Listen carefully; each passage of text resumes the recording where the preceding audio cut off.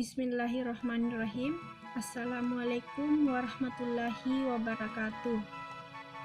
Pertama-tama, perkenalkan nama saya Ibtidah Hidayah Batari dari Prodi Manajemen Bisnis Syariah, Fakultas Ekonomi dan Bisnis Islam IAIN Palopo. Jadi, di sini saya akan membahas materi tentang kisah-kisah dalam Al-Quran, di mana saya akan menjelaskan beberapa pembahasan. Yang pertama, pengertian kisah-kisah dalam Al-Quran. Yang kedua, macam-macam kisah dalam Al-Quran.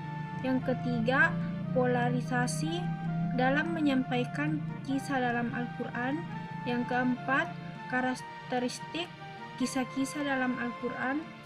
Dan yang kelima, tujuan dan manfaat mempelajari kisah-kisah dalam Al-Quran. Pengertian kisah.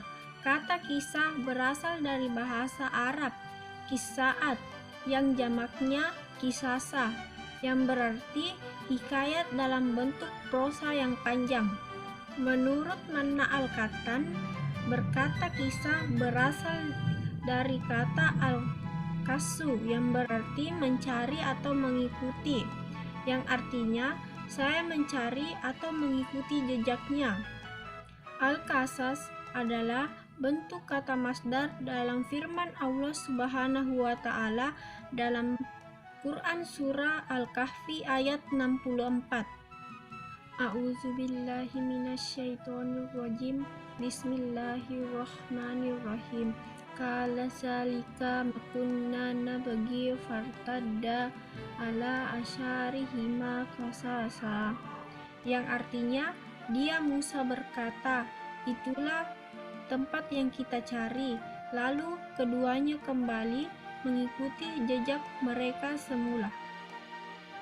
Secara istilah, Al-Qasas fi Al-Quran adalah pemberitahuan Al-Quran tentang hal ihwal umat yang telah lalu, kenabian yang terdahulu, dan peristiwa-peristiwa yang telah terjadi. Yang ketiga, polarisasi dalam menyampaikan kisah-kisah dalam Al-Quran. Yang pertama, tidak menyampaikan kisahnya secara utuh, hanya episode-episode tertentu, kisah yang panjang. Contohnya seperti kisah Nabi Yusuf alaihissalam. Yang kedua, sebuah kisah terkadang berulang kali disebutkan di dalam Al-Quran, tetapi dikemukakan kembali dalam bentuk yang berbeda. Yang keempat, membuktikan kebenaran informasi dari Nabi Muhammad SAW. Al-Quran banyak mengandung keterangan tentang kejadian pada masa lalu, sejarah bangsa-bangsa, keadaan negeri-negeri, dan peninggalan dan jejak umat. Ia ceritakan dengan cara menarik dan mempesona. Yang kedua, macam-macam kisah dalam Al-Quran. Yang pertama, kisah para nabi.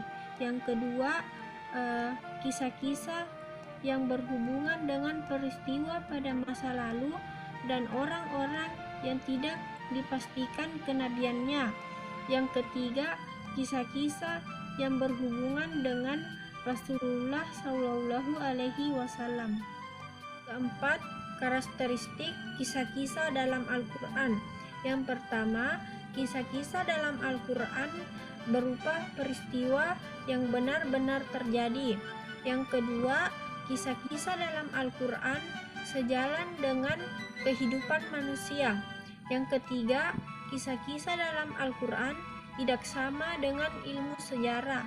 Yang keempat, kisah-kisah dalam Al-Quran sering diulang-ulang. Yang kelima, tujuan dan manfaat kisah-kisah dalam Al-Quran.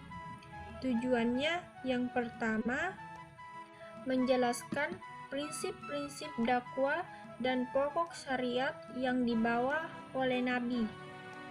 2. Menguatkan hati Nabi Muhammad SAW dan memperkuat keyakinan kaum muslimin. 3. Mengabdikan jejak para nabi terdahulu. Kelima, menumbuhkan kepercayaan diri dan ketentraman. Selanjutnya, manfaat. Yang pertama, menjadikan sarana menanamkan akhlak mulia. Dua, sebagai upaya mengoreksi ahli kitab. Yang ketiga, meneguhkan hati Rasulullah Shallallahu Alaihi Wasallam. Yang keempat, menyenangkan keadilan Allah Subhanahu wa Ta'ala. Yang kelima, menjelaskan hikmah Allah Subhanahu wa Ta'ala. Demikianlah yang bisa saya sampaikan dalam materi kisah-kisah dalam Al-Quran. Kurang lebihnya mohon dimaafkan. Assalamualaikum warahmatullahi wabarakatuh.